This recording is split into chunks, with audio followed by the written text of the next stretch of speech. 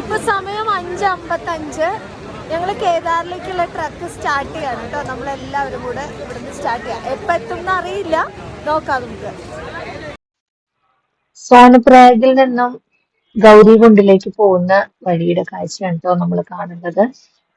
അവിടുന്ന് നമ്മളൊരു ബൊലേറോയിലാണ് ഗൗരികുണ്ടിലേക്ക് പോകുന്നത്. പിന്നെ ഗൗരികുണ്ടിൽ എത്തിയിട്ടാണ് നമ്മൾ ട്രക്ക് സ്റ്റാർട്ട് ചെയ്യുന്നത് കേട്ടോ. ലാൻഡ് സ്ലൈഡ് വന്നിട്ട് പോകുന്ന വഴിയുടെയൊക്കെ അവസ്ഥ കണ്ടില്ലേ എങ്ങനെയാണ്. ത്രൂ ഔട്ട് നമ്മുടെ ജേർണി ഇങ്ങനെ തന്നെയായിരുന്നു കേട്ടോ. സോനപ്രയാഗിൽ നിന്നും വണ്ടി കിട്ടാൻ ഒരുപാട് താമസിച്ചു കേട്ടോ. 5:30 മണിക്ക് അവിടെ വന്ന് നിന്നിട്ട് ഏകദേശം ഒരു 6:30 മണി വരെ വെയിറ്റ് ചെയ്ത് കഴിഞ്ഞിട്ടാണ് നമുക്ക് ഒരു വണ്ടി കിട്ടിയത്. നമ്മുടെ ഗ്രൂപ്പിലുള്ള കുറച്ച് അമ്മമാരാണ്, അവര് കൊട്ടയിൽ കയറിയ പോണേ, നടന്നല്ല പറഞ്ഞേട്ടാ.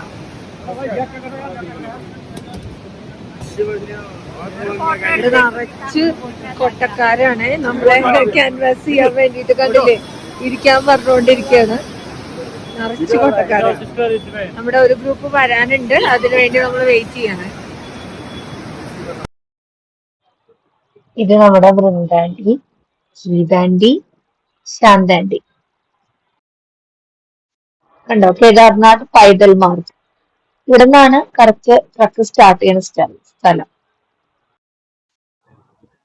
ഇതാണ് കേട്ടോ ഗൗരികുണ്ട്. ഇവിടെയാണ് പാർവതി ദേവി പരമശിവനെ വിവാഹം കഴിക്കാൻ വേണ്ടി തപസ് ചെയ്തിരുന്നത് എന്നാണ് അറിയപ്പെടുന്നത് കേട്ടോ.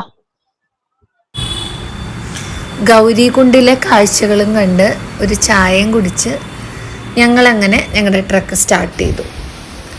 പോകുന്ന വഴിയിലെല്ലാം ഇഷ്ടം പോലെ വെള്ളച്ചാട്ടങ്ങൾ കാണാൻ പറ്റും കേട്ടോ നമുക്ക്. ഞങ്ങൾ അടുത്ത ചായ കുടിച്ചു. ഇടയ്ക്കിടയ്ക്ക് ചായ കുടിച്ചുകൊണ്ടായിരുന്നു കേട്ടോ പോയിരുന്നത്. വളരെ കഷ്ടപ്പെട്ട് ബുദ്ധിമുട്ടി നമ്മൾ കേദാർ കയറി കഴിയുമ്പോൾ കാണുന്ന ഒരു കാഴ്ചയുണ്ട്, കാണിച്ചു തരട്ടെ. കണ്ടോ, ദൂരെ മഞ്ഞ് പുതച്ച് കിടക്കുന്ന നിൽക്കുന്നു. കണ്ടോ നിങ്ങള്? ഇത് കാണാനല്ലേ ഇത്രയും ബുദ്ധിമുട്ടുന്നതെന്ന് ആലോചിക്കുമ്പോൾ ഒരു സന്തോഷം.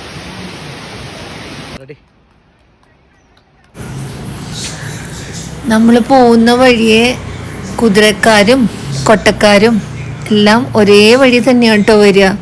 നോക്കി നടന്നിട്ടില്ലെങ്കിൽ കുതിര നമ്മളെ തട്ടിയിടും. ഞങ്ങളെ എത്രയോ പ്രാവശ്യം കുതിര തട്ടിയിട്ടു താഴെ വീണു.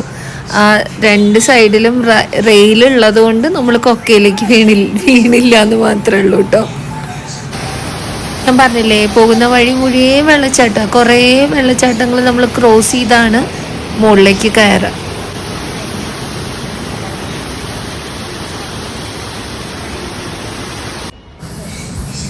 ഇതാണ് നമ്മൾ പോകുന്ന വഴി. ഏകദേശം ഒരു 5-6 കിലോമീറ്റർ നടന്നിട്ടുണ്ടാവും ഇപ്പോൾ കേട്ടോ. അപ്പോഴേക്കും ഞാൻ ടയർഡായി, എനിക്ക് ഒട്ടും നടക്കാൻ പറ്റുന്നില്ല ബാഗ് തൂക്കിയിട്ട്. പാവം എൻ്റെ ഫ്രണ്ട് അതുൽ എൻ്റെ ബാഗും കൂടെ എടുത്തിട്ടാണ് കേട്ടോ ഞങ്ങൾ നടന്നത്. നീല ടാർപോള ഇട്ട പോലത്തെ ഇത് കണ്ടില്ലേ, അതാണ് വഴി, പോകുന്ന വഴി. അതികഠിനമായിട്ടുള്ള ട്രക്കാണ് കേട്ടോ, ഈസി അല്ല. ഇവിടെ സൗത്ത് ഇന്ത്യയിലുള്ള ഒട്ടുമിക്ക മലകളും നമ്മൾ പോയിട്ടുണ്ട്, കയറിയിട്ടുണ്ട്, ഈസി ആയിട്ട് കയറിയിട്ടുണ്ട്. പക്ഷെ അതേപോലെ അല്ല ഹിമാലയം എന്നുള്ളത് ഈ ഒരൊറ്റ യാത്രയോടുകൂടി തന്നെ നമുക്ക് മനസ്സിലായി. ഒന്നാമത്തെ കാര്യം കുത്തനെയുള്ള കയറ്റം, പിന്നെ നല്ല തണുപ്പ്, പിന്നെ ഹൈ ഓൾട്ടിറ്റ്യൂഡ് പോകുന്തോറും ഓക്സിജൻ്റെ കുറവ്. നമുക്ക് ശീലമില്ലാത്തതുകൊണ്ടായിരിക്കാം, പക്ഷെ നല്ല കഷ്ടപ്പെട്ട് ഭഗവാനെ വിളിച്ചാൽ മാത്രം അങ്ങോട്ട് എത്താൻ പറ്റുള്ളൂ. വീണ്ടും നമ്മൾ മഞ്ഞുമല അടുത്ത് കാണാൻ തുടങ്ങി കേട്ടോ. ആ മഞ്ഞുമലയുടെ താഴ്വാരത്തിലാണ് കേദാർനാഥ് ഭഗവാന്റെ ക്ഷേത്രം സ്ഥിതി ചെയ്യുന്നത്. അപ്പം അവിടെ വരെ നമ്മൾ നടന്നെത്തണം. ഇതാണ് പോകുന്ന വഴിയിലെ കാഴ്ചകൾ കേട്ടോ. കാണേണ്ട കാഴ്ചകളാണ്. ഒരിക്കലെങ്കിലും നമ്മൾ പോകേണ്ട ഒരു സ്ഥലമാണ്. ഈസി അല്ല, പക്ഷെ ലൈഫിൽ ഇതൊന്നും എക്സ്പീരിയൻസ് ചെയ്തിട്ടില്ലെങ്കിൽ പിന്നെ എന്തിനാണ് ജീവിക്കണേന്ന് എനിക്ക് എപ്പോഴും തോന്നാറുണ്ട്.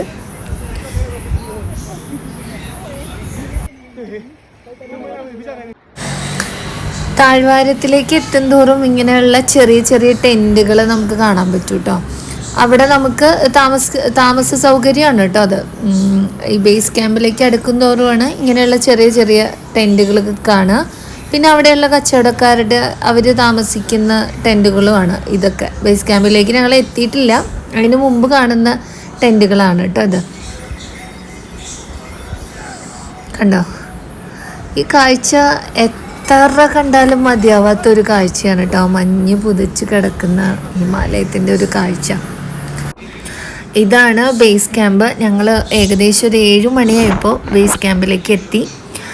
ഞാനും എൻ്റെ ഫ്രണ്ടും അന്ന് തന്നെ അമ്പലത്തിലേക്ക് പോകണം എന്നുള്ളതുകൊണ്ട് ഞങ്ങൾ ബാഗ് ബേസ് ക്യാമ്പിൽ വെച്ചിട്ട് അപ്പം തന്നെ ദർശനത്തിനായിട്ട് മുകളിലേക്ക് പോയി.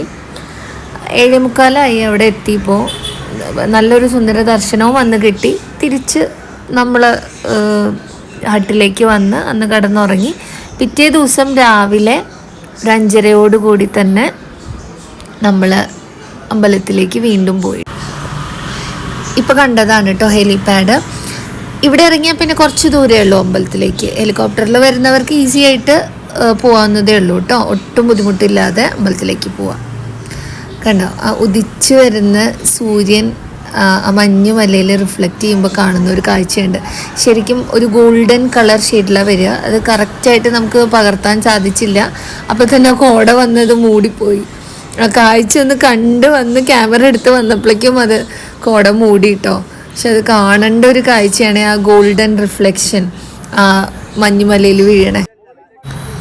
തലേ ദിവസം രാത്രി ഭഗവാന്റെ ദർശനം കിട്ടിയെങ്കിലും പിറ്റേ ദിവസം രാവിലെ വരുമ്പോഴുള്ള ഒരു കാഴ്ചയുണ്ട് കേട്ടോ.